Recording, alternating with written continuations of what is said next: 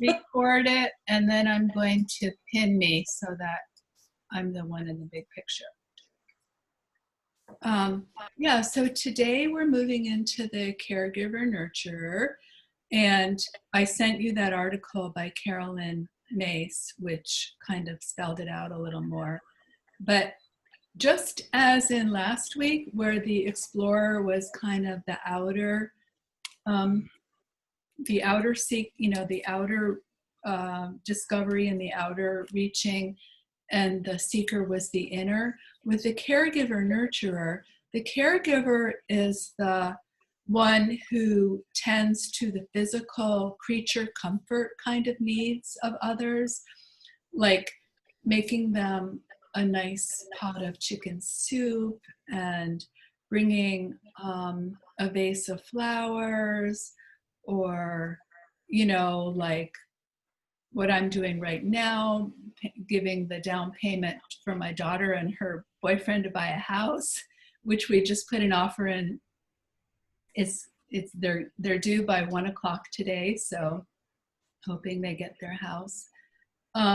Any kind of like actual physical support and comfort that you offer to others is the caregiver. Like if somebody, like when I Googled caregiver poems, they were all oriented toward partners taking care of their Alzheimer's spouses.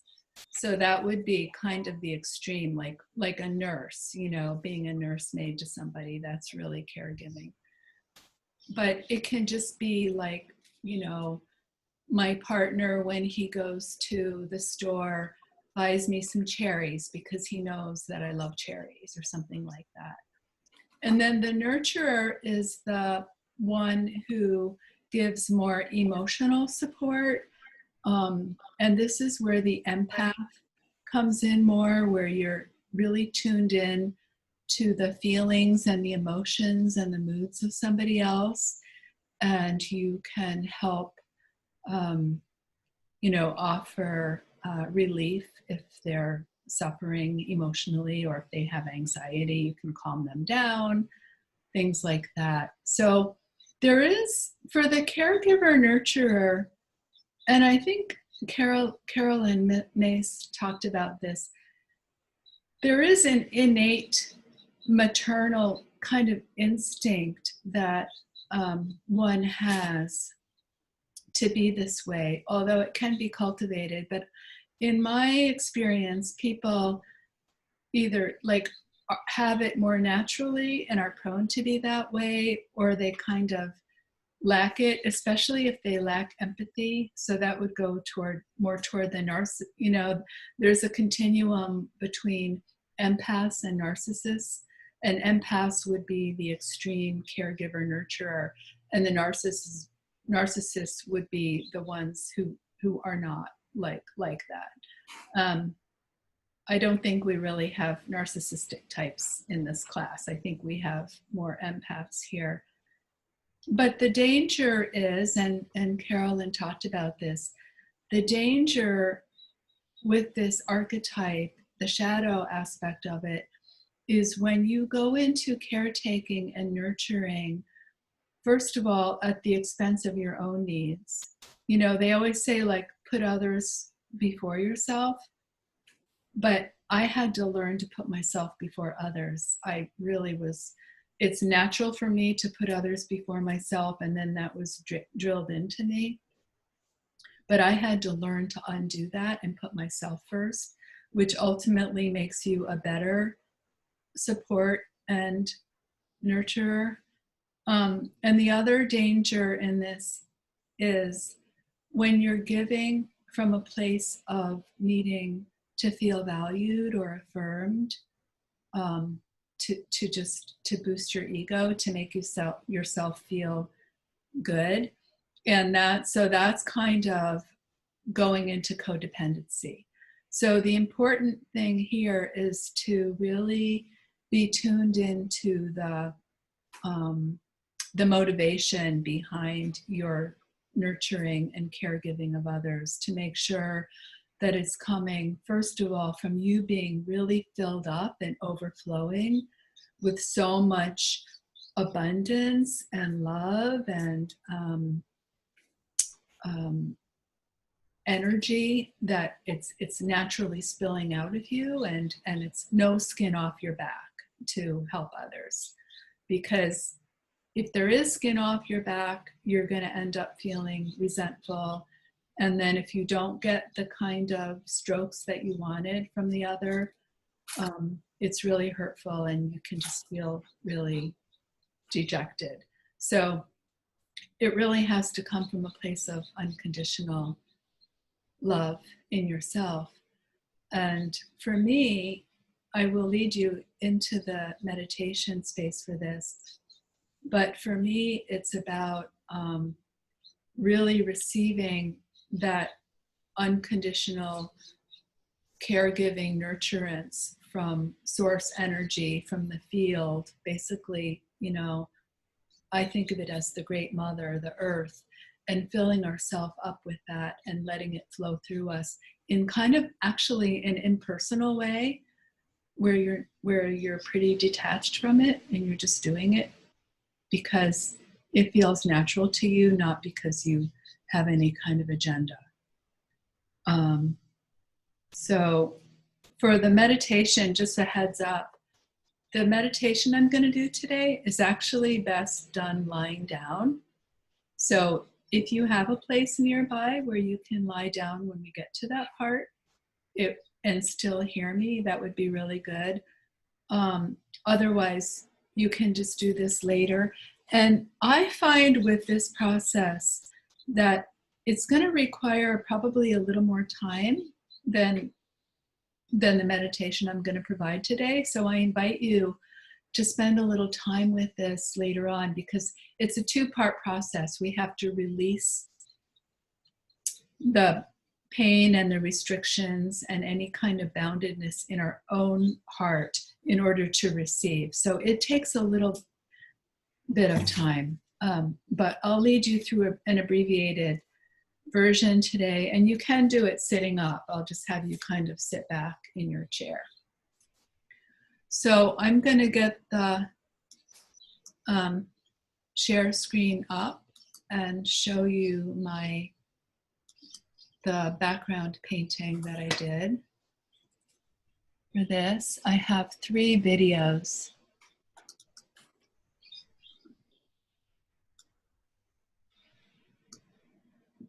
So I went with doing like kind of a wildflower meadow, and I'm using Frisket, which is a masking fluid, and I know a lot of you don't have it, but not to worry. I just wanted to expose you to this and share it with you in case you do have it, or in case you might want to get it. I just wanted to show you the effect of it. But basically, masking fluid is this kind of gooey stuff, and it comes in different forms. Mine has a little needle on the end of the bottle, and I can squeeze it out and draw these shapes. So I'm just kind of putting in these random, really abstract kind of wildflower shapes on the paper. And it also comes, like I said, it comes in a few different forms. It also can come in like a bottle or a jar that you apply with a brush. And then actually the best one, which I don't have yet, I need to get one, is more of a marker or a pen where you can actually draw with it. I realized I haven't used this in a while. I don't use it much in my watercolor painting. And the thing about this stuff is that it can go bad. So I'm wanting to use this up before I get one of those pens.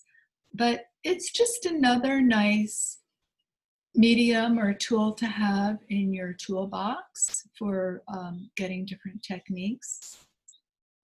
Called again? It's called Frisket. F-R-I-S-K-I-T.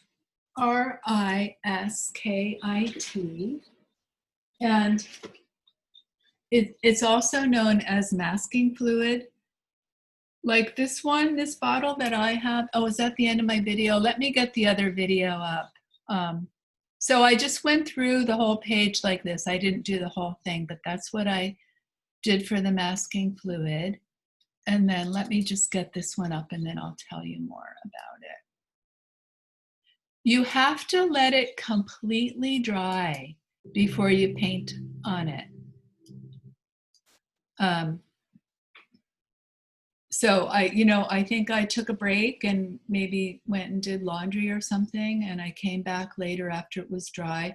Some of it got a little funky in the lower left, but it's fine.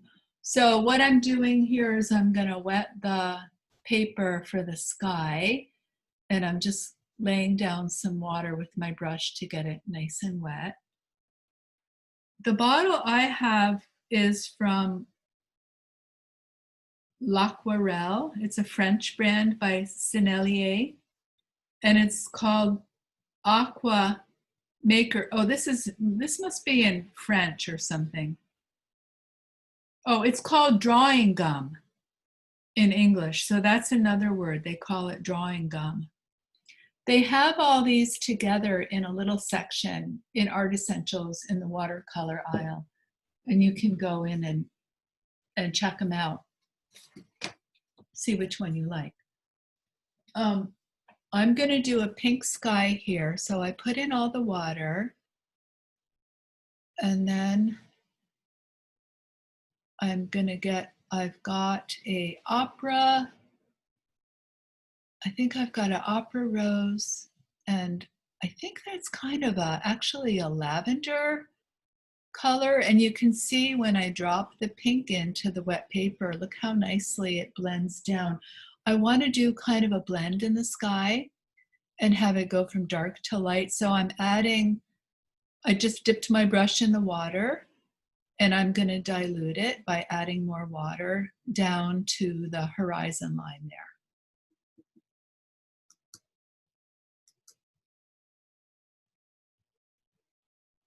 Oh, Lizzie's saying that Ablitz has clear wax crayons at their front desk free. What's Ablitz?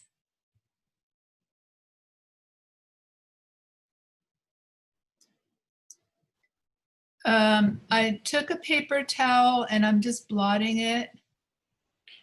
Ablitz is the cleaning service on Gutierrez. Oh, okay. Wow, that's interesting that they have that. Okay, thank you.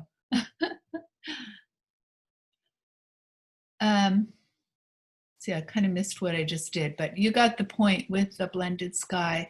And now I'm going to mix up my green. I've got a golden yellow and a lemon yellow here. And I've got a pretty big brush, and you can see you really have to work the watercolor to get enough pigment. And I'm adding plenty of water. And then I'm going into that's a cadmium turquoise that I have. So I'm not using my my Dr. Martens Radiant watercolors here. I'm using my regular watercolors because they were already down here from my watercolor class. And so I'm just going with that. You'll notice the green I'm making is a light green, and it's natural looking and I'm testing my color. It's always a good idea to test your color. See that golden yellow? It makes it a little more natural because it's tending toward the orange side, and the orange is the opposite of blue. Red is the opposite of green. So anytime you're going more toward the orange or the red, it's going to tone it down. So I'm going to do another blend of a light green down to a darker green in the foreground. So I'm laying this down, and as I go, I'll just deepen the green by adding a little more blue.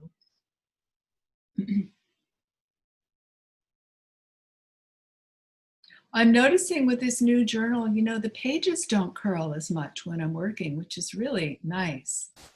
I'm not having to tape down anymore.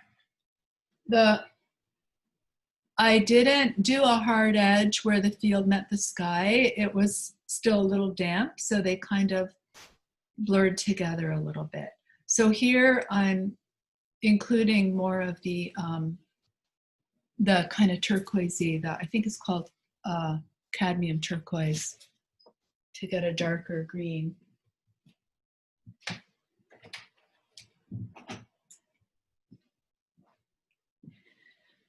So if you don't have the Frisket or the drawing liquid or the masking, you know, what you can do is just start with this painting, do the painting of the field, and then when it's all dry, you can go back in on top of it with any kind of markers, and you can draw your flowers in that way. So instead of doing a resist, you will add to it, and you can use just regular Sharpies, or you could use paint pens. Mine was left with the white of the paper. You can even use a white paint pen if you want, or any kind of colors. So just keep that in mind as another option. The thing is about the masking fluid, I hate to tell you this, but it's pretty expensive. I mean, it goes a long way. This bottle was $17, so I know that sounds like a lot of money, but like it's gonna last. Hopefully, that's why I have to start using it. I mean, I think it's staying okay. I've had it for maybe a year, and it's holding up fine. Marissa, it's Catherine. I have a question. What's that stuff that you use on mixed collage medium that you can paint onto? It's white. Would that work like Frisket if you wanted to apply it with something else? I can't think of the name of it. I bought it, but I never used it. I don't think it's gel medium. Gesso. Gesso. That's it. Yeah, gesso. No, that wouldn't have. No, that wouldn't work in this process, because you'll see what I'm going to do with the Frisket. But a gesso, you don't really work with watercolor. Okay. That's for acrylics. Yeah, that wouldn't. Sure. Regular coloring crayons that kids use have wax in them. You can use a white one and draw on the paper, and it will not let the paint go there. It will resist. Yeah, so you could try that. And you can see how dark I'm getting down at the bottom here. Carissa, it's Linda. Yeah. Are you working with the watercolors from a tube? Yes. Okay, because I got some. I've had the palette or the cakey kind. Do you just squirt it in there and that add the water to the little palette, or? So you have like the cake kind? Yeah, but I bought the tubes, but I haven't used them because I don't like. Do you just? Yeah. So you can see in my palette. Can you see these little pools? Yeah. Yeah. You just squeeze a little bit, and hopefully you have some kind of a palette that you can use. Okay. Thank Yeah. you. Carissa, Okay. Yeah.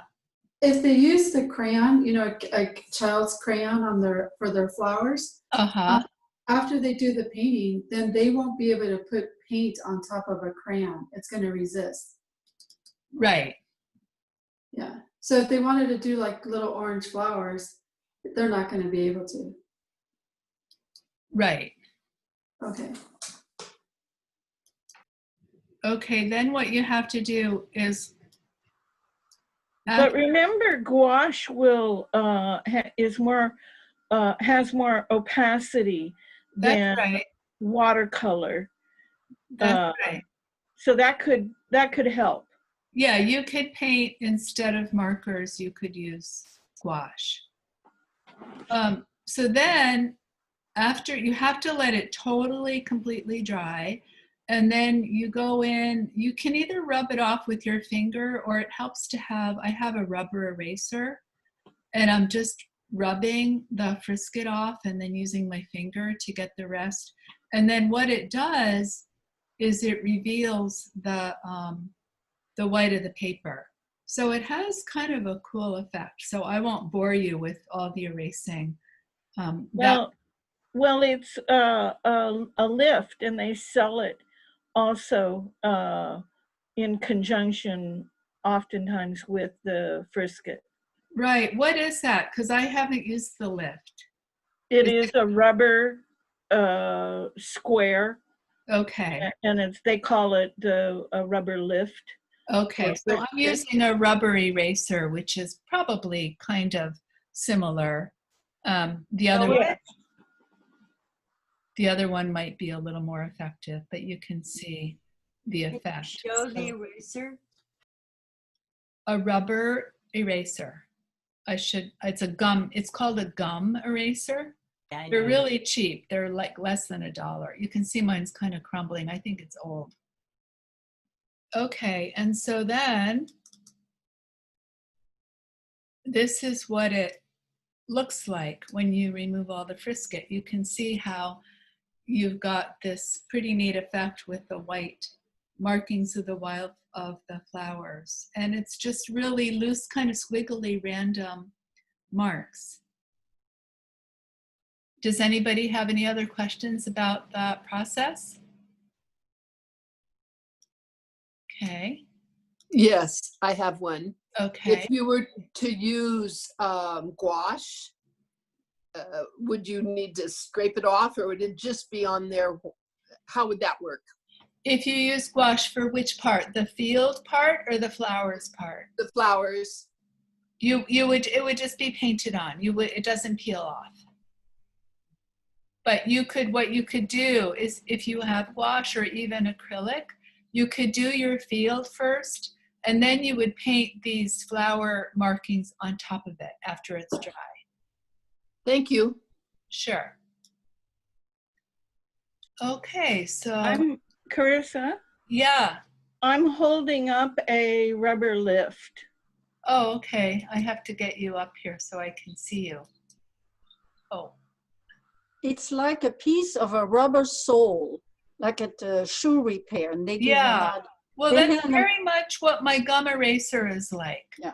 It's very much similar. Am I holding it in the right place for you to see?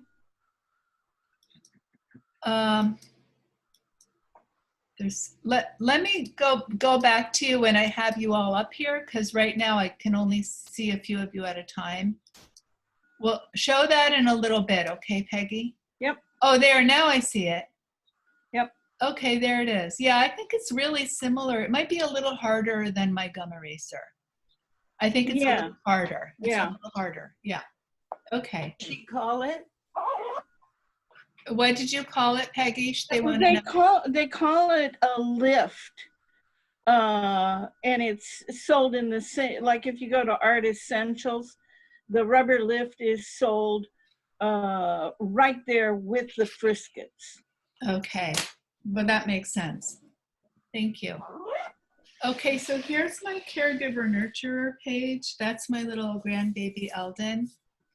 And that's me sitting over on the right side. I'm in my own comfort. I've got my shoes off. I'm sitting in a really comfortable chair with my flowers and my tea. So my giving is coming from a place of nurturing myself, you know? Okay. I've had to learn this lesson hard, you guys. I know this one really well. Okay, I'm going to read my poem. I am a caregiver, a granny bouquet of pink flowers and lavender mums, holding my little ones in a perfume of love. Their essence returns, I receive through my feet, completing the circle of life. So that's the left side. And then I move over to the right side. I am a nurturer, sitting back, holding space in the comfort of my soft, purring animal body of contentment. The sweetness of honey continuously pouring through from the great mother, I receive through my heart. So the phrase for the great, like I follow this 13 moon goddess school of the cycles of the moon, and we did this last summer when we did our goddess, our bodies with the goddess. But the great mother, her phrase is for us is I surrender, I receive. And that's really how we become the great mother's emissaries of giving is by surrendering and receiving from her. So I'm going to stop the share for now and come back to you.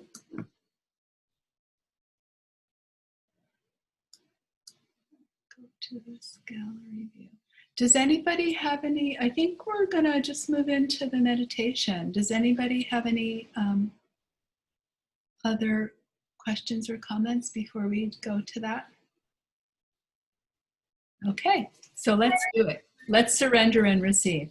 Marissa, can I ask a question before? I'm sorry. Sure. I was trying to figure out how to unmute. I just wanted to tie together this last remark you made about the Great Mother with this notion of caregiving and nurturing. And I was thinking about other versus self. And so the comment, I surrender versus I receive, is that tied to self-care, nurturing oneself? Is that being open to nature and that reciprocity? Or is it what I get from it is that in order for us to give out and care from a place of abundance, instead of just doing it from our own personal, energetic, like human selves, that the more we can surrender to the Great Mother and receive her abundance through us and let it be an outpouring to others, then we become more like channels, and it's not going to give you adrenal exhaustion. I get that. I've been there. Thank you. Okay, so if you have a place to lie down, feel free to just go get yourself comfortable, but you want to get into a very receptive body position where you can really physically surrender and let go. So what I'm going to do, instead of like sitting upright in my chair, I've got this nice cozy pillow behind me, and I'm just going to really lean back as much as I can to kind of rest physically into the chair. And in particular, if you can get the back of your heart space where it's connecting on a solid surface, because that's where we're going to be. That's the part of our body that we're going to be working through, is the back of our heart. So go ahead and get yourself in a really super comfy, relaxed position where you can surrender as much to gravity as possible. And if you are lying down, what I recommend, what I like to do, is bend your knees and place your feet widely apart on the ground or on the bed, whatever you're on, and then just let your knees fall together so that there's no effort required. And this will help your sacrum and your hips. It will just help everything relax down. And then put your hands on your lower belly and just allow your elbows to rest on the surface.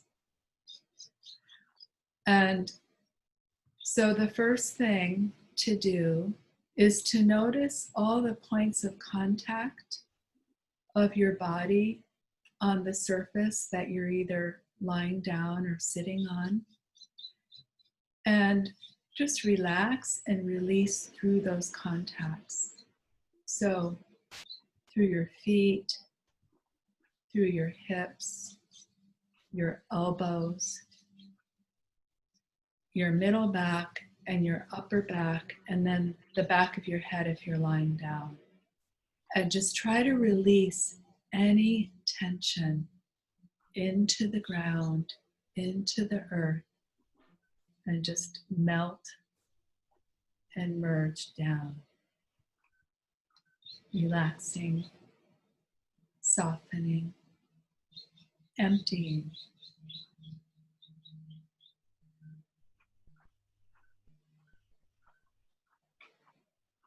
Now take a few breaths into your heart space and bring your awareness here.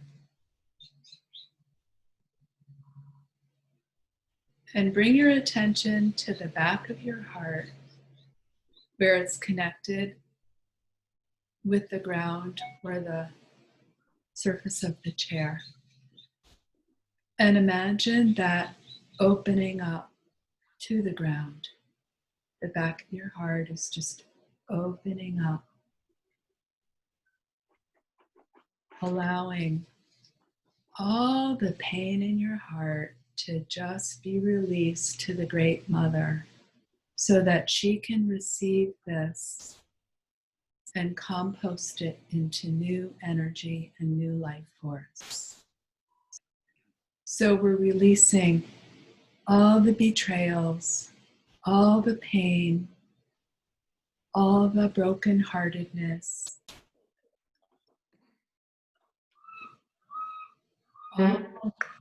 anything from your lifetime that has caused your heart to become defended and put any kind of protective armoring around it. Just release it to the Great Mother. She's holding you with love and support, and you're totally safe. Just releasing and softening and releasing and surrendering. Surrendering it to her. And do this for several breaths. If you want, you can kind of let it go with the exhale. Is a good time to breathe into any kind of hurts on the in-breath, and then just on the exhale, just let it go. You release it to her loving arms.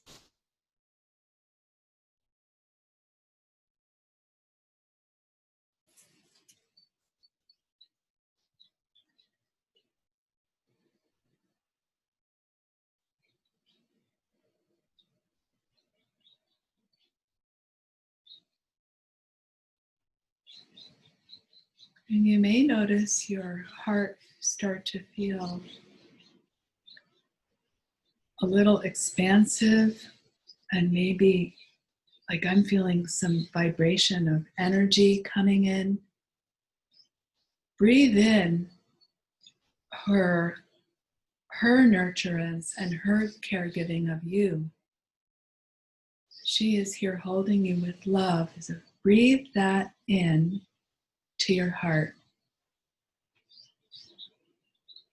And with each breath, notice how your heart expands and grows fuller.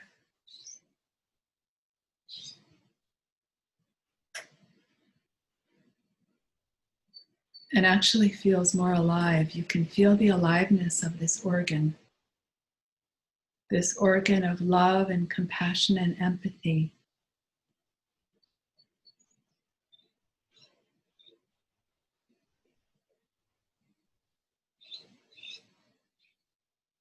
Becoming bigger and fuller and stronger. Directly from the Great Mother's heart into yours. Let it fill your entire being. It's going to radiate out to all your cells and bring healing to you first and foremost.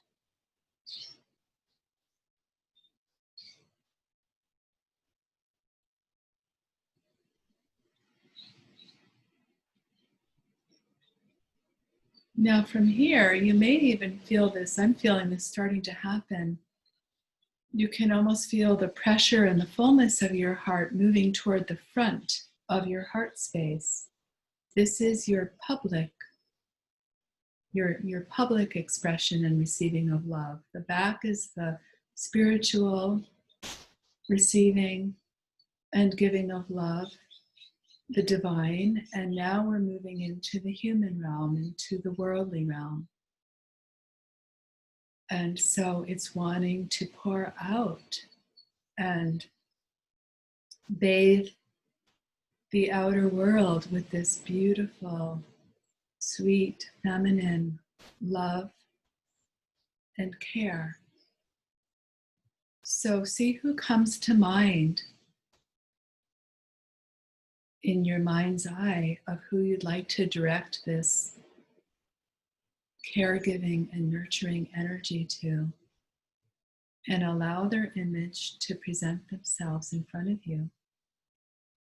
And just send them this love through your heart. So you can breathe in the back of your heart from the Great Mother. Let it fill your heart. And then as you exhale, breathe it out and send it to those who are in need of it, or those who you want to send love to.